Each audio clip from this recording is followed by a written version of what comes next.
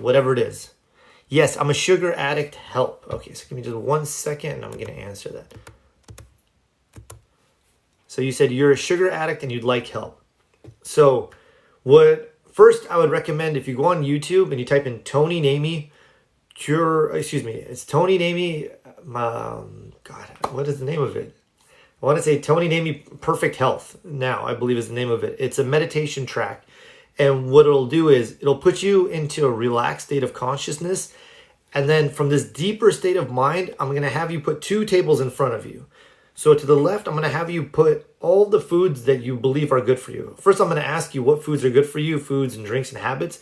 That which is good for you, you're going to put it on the left. Then I'm going to ask what's harmful for you, I'm going to ask you what's harmful for you, which foods, behaviors, and habits are harmful for you, and I'm going to have you put them on the table to the right. And then all of that which is harmful for you, I'm going to have you mentally put a big red X on it in the meditation. And this is the signal to your subconscious to stop choosing these foods. So that's one. And then I have you do some other visualization, and I put in some other positive beliefs that from henceforth, you're going to essentially start choosing better foods and taking better actions. And so you're programming yourself at such a deep level of mind that when you change the inner, the outer is going to change. That's one. 2, grab a pen and paper and write out, what is it costing me? So again, what is it costing me to be addicted to sugar? So what is it costing me to be addicted to sugar?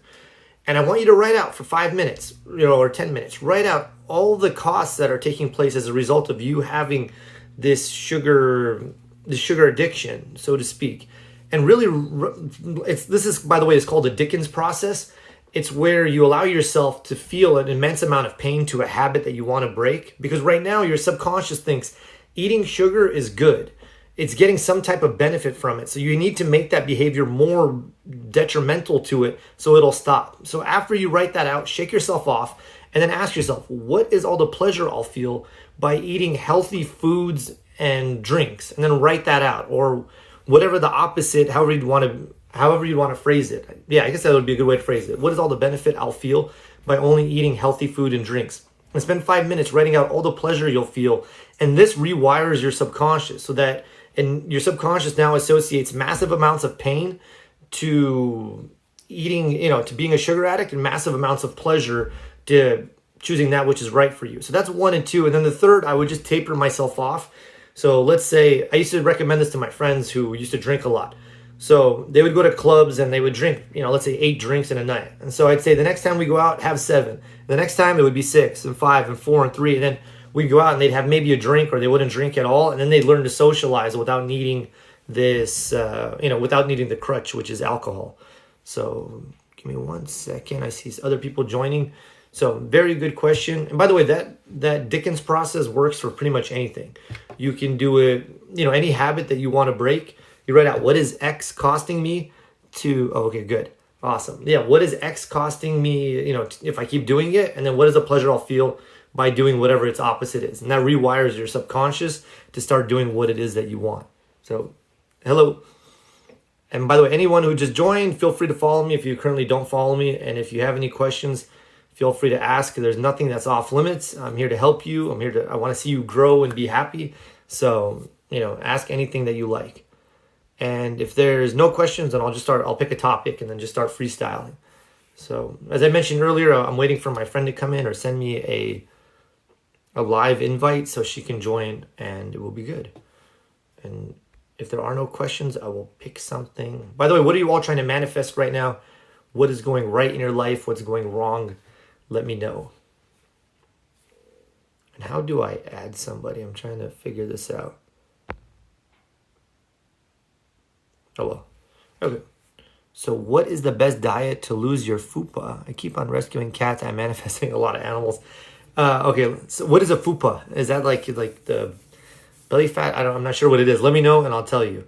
So that's one. I just put up, by the way, a video on alkaline diet. So a lot of people seem to like it. So it's like one of my most recent videos. It's how I live and what works best for me. So take from it whatever works best for you. That's one. 2, go on YouTube and type in Tony Namey, best shape of your life. And everyone else can do this too. It's a hypnosis track to do. It's similar to what I just recommended to to Simply Salma, but also this one programs your subconscious to see you at a certain body weight. So your subconscious controls things like your beliefs, your habits, and your bodily functions. So it essentially gets it into gear to start going to work to find ways and methods to make that what you're seeing a reality. I keep on rescuing cats. I'm manifesting a lot of animals. I had a period where that was happening too. Everywhere I go, I find somebody's dog and have to return it to the owner. So I don't know what the reason was behind that. Excuse me for 1 second. Yeah, so I don't know what was going on with that, but it stopped. So it depends. Are you trying to what's it called? Is that something you want to keep doing, or is it something you want to stop? I'm manifesting a lot of animals. And then give me 1 second. I'm just adjusting. I clicked on something and the lighting changed. And then, hold on. There you go. It's back. And no, I need to stop. Okay, and then just start seeing I would just close your eyes and visualize that your home is free of cats that, if you think of cats, just say, this cat or all cats have the perfect owners for them. They're together in divine right timing. And then just leave it to like that higher intelligence within you. And that way it's no longer your responsibility. It'll be, that higher powers, and they'll stop coming into your reality, so to speak. So that's what I would do. And then, hello, spicy brown eyes. I'm thinking, what would be a fun thing that we could do today, or a fun manifestation exercise? By the way, do you want a manifestation exercise? What would you all like that could really benefit you? Or what would you like help with? Or feel free to ask questions about anything. Now, I'm an open book. I'll share with you everything that I know. I want to see you succeed. They're picking up on my energy of missing my mom. So, well, they're probably picking up on your energy of you missing your mom. So if you start to feel, so what I would do is I'd close my eyes, I'd take a few deep breaths, and I would count down from 20 to 1 to relax my mind. And then I would envision your mom in front of you, and then I would send her love and see her sending you love, and you two connecting on that higher spiritual level. And then when you're ready, count your upwards from 1 to 5, waking yourself back up, and it'll be a great healing exercise for you. And then you said, yes, that would be great. Do you mean if I walk you guys through an exercise? Let me know, and I'll do something fun for you. I'll come up with something. What would be cool? What could we all manifest? Is there anything that you all want to manifest together? I'll have all of us close our eyes, because when you come together to manifest for each other, the energy is multiplied. For instance, it wouldn't be, for instance, there's 16 people on this live. It wouldn't be 16 people, 16 individual units. It'd be 16 multiplied by 16. So whatever that number is coming together, that's how much force would be on here. So let me know. Do you guys want to manifest money? Do you want to manifest a relationship? What is it? We can start with money. Sauces. Yes, sauces. Okay. So yeah, just let me know what you want to do. Money. Okay. So let's do it. Let's manifest 10,000 for each other. Is that enough, or do you guys want more? I want it to be a number that's not too high where it sounds unrealistic, and I want it to be something that's not too low to where there's no energy, it's no excitement around it. So let me know. So we can do a soulmate one after. We can do both. I'm in no rush. By the way, this exercise, I did it with a group of people online. I was part of this manifestation group. And so we just came up with an arbitrary number. We said, how much? Okay, perfect. $10,000. So we said, how much does everybody want to manifest? And somebody in the group said 20,000. So we all just visualized everybody in the group typing out, that they manifested 20,000. And within a week and a half, almost everybody had manifested an additional 20,000. And by the end of the month, everybody had manifested 20 grand. Can you do an affirmation for anxiety? Yeah, I have a few affirmations for anxiety. 1, my mind is the center of divine operation. So that's 1. My mind is the center of divine operation. If your mind is the center of divine operation, that means peace, harmony, love, joy, intelligence, wisdom, order, balance, all of those things must be right where you are. They must be flowing through you. And if they're flowing through you, then your life is going to outpicture that which is taking place within you, and things are going to shift for you. That's 1. So my mind is a center of divine operation. I am at peace and all is well. So I am at peace, all is well. 3rd, what would I say for anxiety? Anxiety, by the way, is misplaced enthusiasm. It's energy that wants to go outward and constructively and is going inwards destructively. So I always use my mind and body constructively at all times. Again, I always use my mind and body constructively at all times. And this last one, I've heard three of my favorite metaphysical teachers all say it. So this is Emil Coué, Dr. Thurman Fleet, and William Walker Atkinson, three of the best metaphysical teachers of all time. They said to use this next one, which is, I am well, strong, and full of courage. That I am full of courage, all three of them recommend it. So I am well, strong, and full of courage. You want to affirm that you're courageous, that you're strong. You want to affirm this in your downtime so that when things come up, you'll be prepared for it. You're not just burning energy. So tell yourself, I am well, strong, and full of courage. My mind is a center for divine operation. I always use my mind and body constructively at all times. I am at peace, all is well. Everything works together for my good.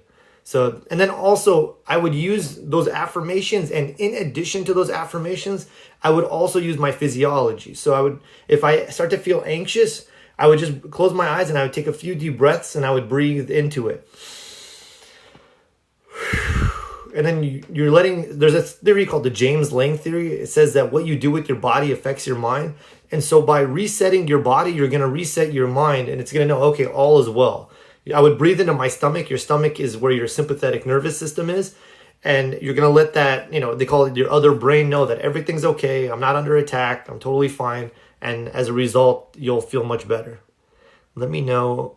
Yeah, I have a loving relationship. Okay, so yeah, we're going to do the $20,000 one. So we're going to do it. I'm going to set the ground rules for it. Hello. And let me know, by the way, if those affirmations help you. So I'm going to set the ground rules for it. We're going to do Esther Hicks exercise. She says you're 68 seconds away from having whatever it is that you want. This is the theory.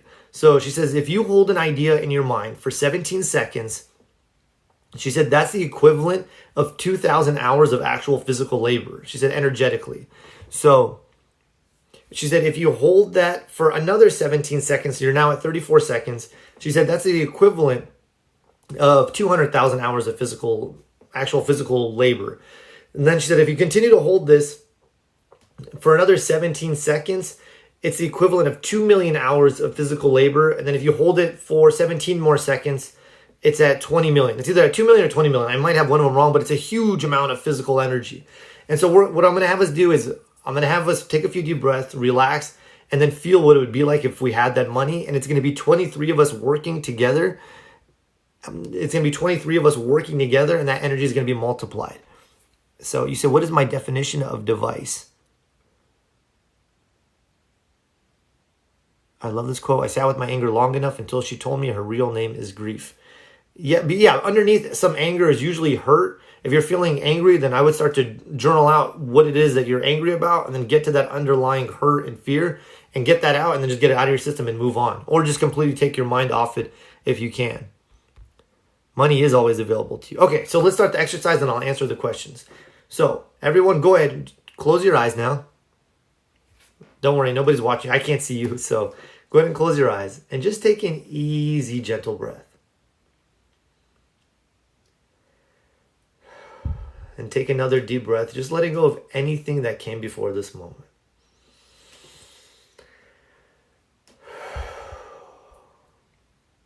And take another deep breath, just breathing in the breath of God, the breath of life.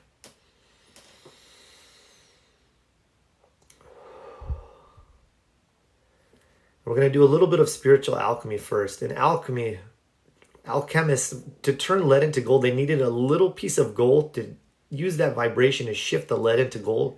So I want you to think of a time, it could be big or small, that you manifested something good, that some type of abundance came to you. Think of that right now. Sometime you felt lucky or you felt good. It could be big or small, it doesn't matter how big or small.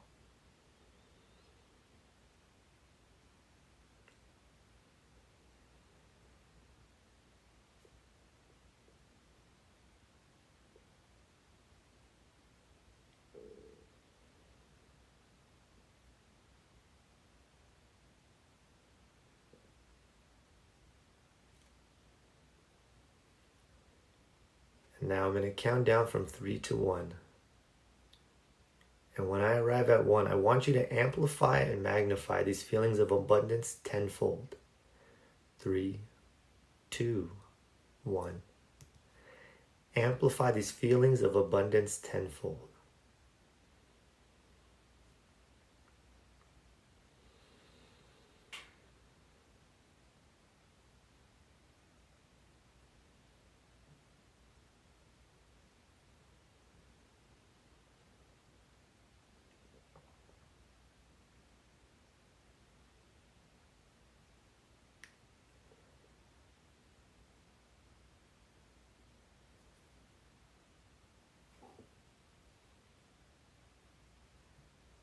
And from this place of abundance, I want you to imagine that you have an additional $10,000 now. It's yours. It could be $100 bills in your hands, an extra $10,000 in your checking account. See and feel this $100 now.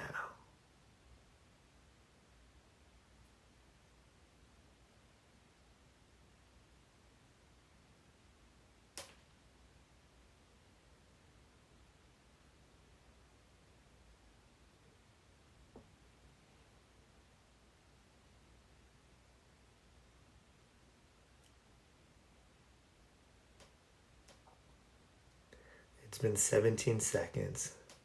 Imagine that you could do whatever you want with this $10,000. What is different about your life now? See and feel this.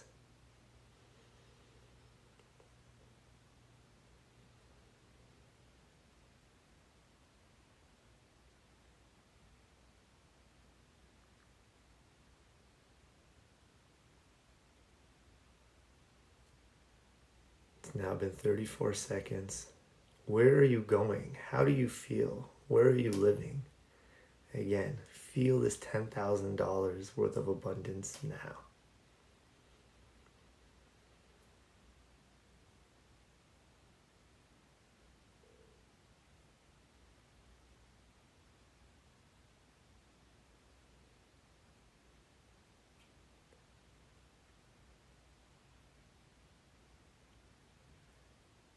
And lastly, in these last 17 seconds, celebrate your abundance. Feel good for the abundance that is showing up, this $10,000 in your life. Celebrate it.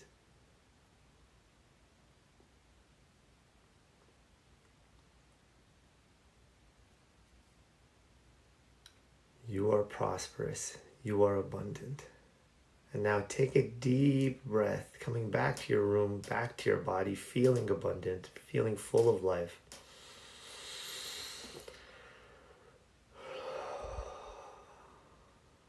And when you're ready, allow yourself to gently open your eyes, coming back to the room, back to this session.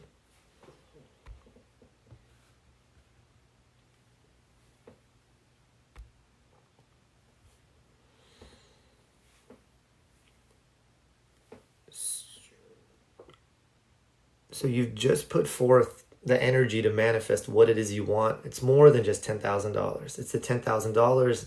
Abundance is abundance. So watch what starts to show up in your life. It's going to be the money for the person who asked for the soulmate. It's going to be the soulmate. It's going to be whatever it is that you've been wanting, because life responds to your energy. And so start to be aware of what's showing up. Take your mind off your current reality and just expect. Be expectant, be enthusiastic, and watch what shows up in your life. I'm now going to answer some questions. By the way, I hope you enjoyed that little exercise. I don't want to call it a little exercise. We've worked with the energy. We've put forth a vibration, and life is going to match us. Oh, nice. Okay. So she said, I have a feeling I'd save 10,000 by the end of this year. Funny, that exact number. Perfect. Thank you. And you're welcome. Okay. So someone said, I've been crying all day and I don't know why. Crying is a healthy emotional release. And well, I'll say for men in Western culture, it's really, it's frowned upon. It makes you look weak, but it's healthy. So I don't think there's anything wrong with that.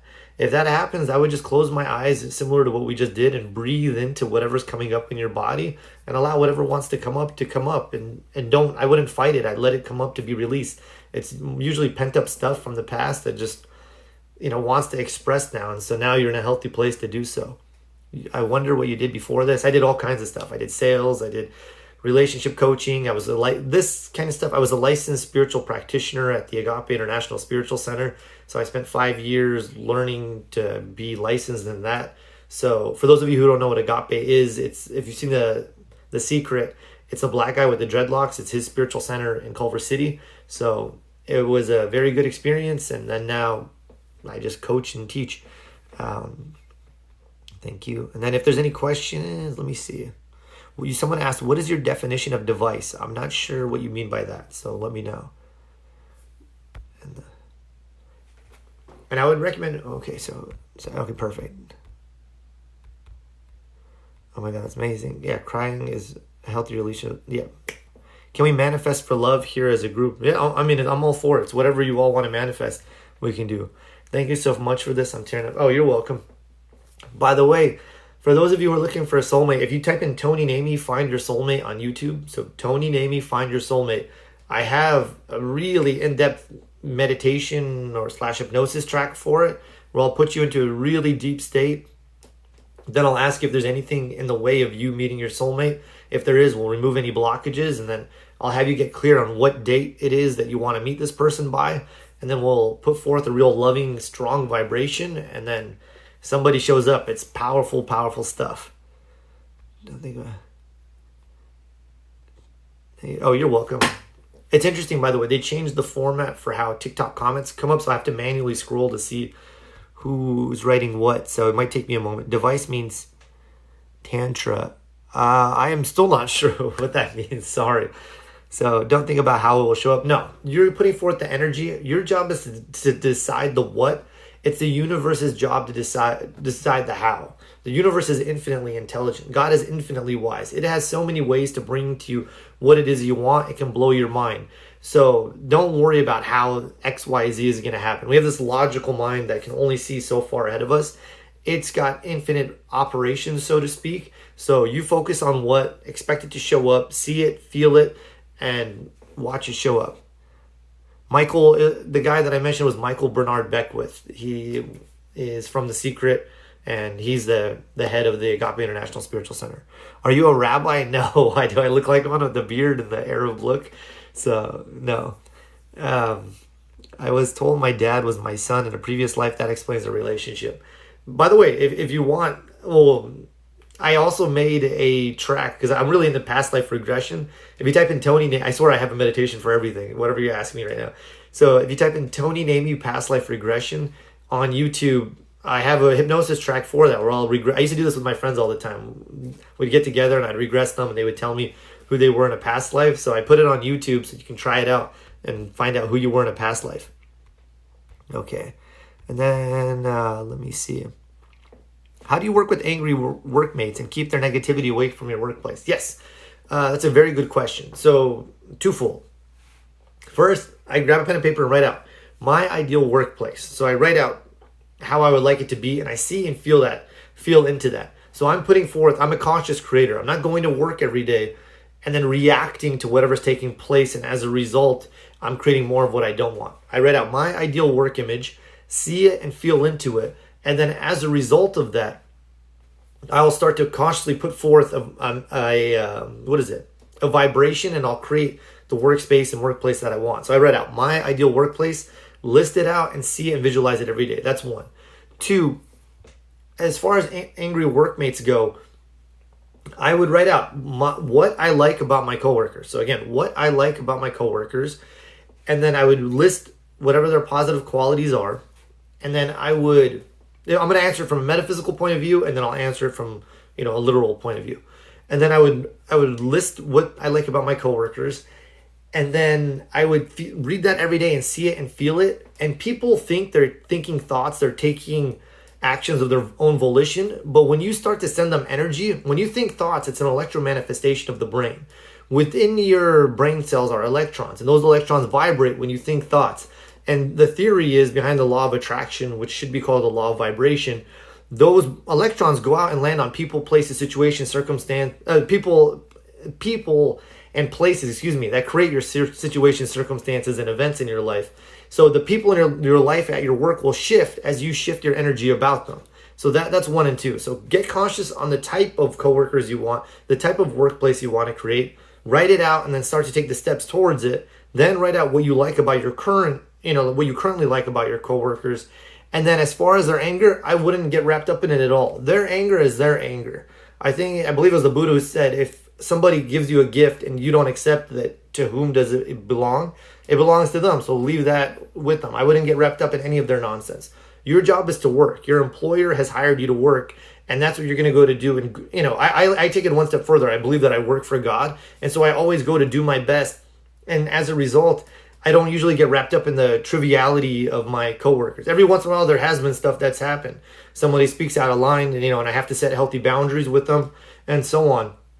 However, for the most part, 99% of my workday would be relatively smooth. And by the way, I used to work in the car industry at one point, and that's one of the roughest industries supposedly that you could work with.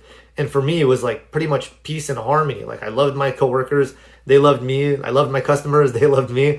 And so it was really, really nice, and it was really good. And I was one of the top salespeople in Southern California, if not the nation. How did I get involved in hypnosis? So it's going to sound super weird. I used to go out, like anyone who was a guru or a teacher or whatever that I thought knew something, I would fly out and go see them because I wanted to learn what it is that they knew in the hopes of improving my own life. I wasn't even teaching yet. And so there was some teachers that were having a weekend seminar in Minnesota. I'm in California, all about hypnosis. And so I flew out there and I learned hypnosis from these two guys, and they would do all kinds of stuff. Like, they would take, I have a long sleeve shirt on, so I can't really show you. So they would take a piece of like skin like this, and they would hypnotize you that your arm was numb, that there's no pain, no blood, no after effect. And they'd take this skin and they'd shove a needle right through it, like, live in front of everybody. But you're hypnotized that there's no pain, it's numb, there'll be no after effect. And so you wouldn't feel anything. And then they would take it out, give you the suggestion again that there's no pain, no blood, and no after effect. And then sure enough, it wouldn't even, not even a drop of blood. It would just seal right up. That's how powerful your subconscious mind is when you learn how to give it the right ideas. So I went and learned from them, and then I just started applying what I learned from them and what I had learned from the organization that they were a part of to help other people. And then it just grew and grew and grew and grew. So I wonder what your heritage is. I'm Iraqi. I'm Middle Eastern. So that's my background. Awesome. I'll look into it. This is awesome. Thank you. Is meditation hypnosis? Sometimes yes and sometimes no. So in hypnosis, your brain, so there's different states of consciousness. There is beta when you're awake. I'm in beta, you're in beta. We're talking right now, having a conversation. There's alpha, which is what takes place when your brain cycles between 7 cycles per second to 10 cycles per second. And that's when you're in a deep state of meditation. And then there's hypnosis, which is what takes place at theta. Your conscious mind is almost asleep. It's what takes place when you're under hypnosis or when you dream at night. It's a deeper state of consciousness. And you can get yourself there consciously once you learn how to control your mind. By the way, if you're interested in this kind of stuff, read the book, The Silva Mind Control Method. It's by Jose Silva, The Silva Mind Control Method.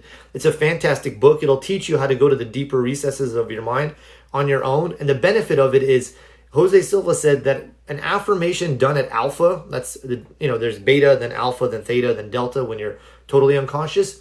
He said an affirmation done at alpha is hundreds of times more powerful than if you do it in your awakening state. So instead of trying to get your affirmations through repetition, I'm the best, I'm the best, I'm the best, I'm the best, and trying to drill it in like, the same way you'd beat a nail with a hammer into a board. Instead, you just remove the board, or you remove your conscious barrier or open it up, so to speak, and you just plant in there whatever it is you want. Then you close it and you wake back up. And so it's an easy way to shift your consciousness, to shift your life, and to get really rapid results. And that's how hypnosis works too. So instead of you being sorry about that. My time limit for being on TikTok came up. So instead of you being the conscious originator of your thought, you have somebody else put you into that super relaxed state. The barrier between your conscious mind and subconscious opens, and they just plant into you a number of positive ideas, and then they wake you back up so that barrier closes, and then it's essentially as if they've implanted new programming and it's now running the show for you, so to speak. So, and then, okay, I see a bunch of questions came in. So, and then in meditation, you're not going as deep as if you're under hypnosis. That's what I would say is the difference. Also, in meditation, you don't necessarily have to do anything. You can just sit and breathe and just focus on your breathing. and that'll cause your mind to relax, and you don't actually have to program yourself. There's meditations for different reasons.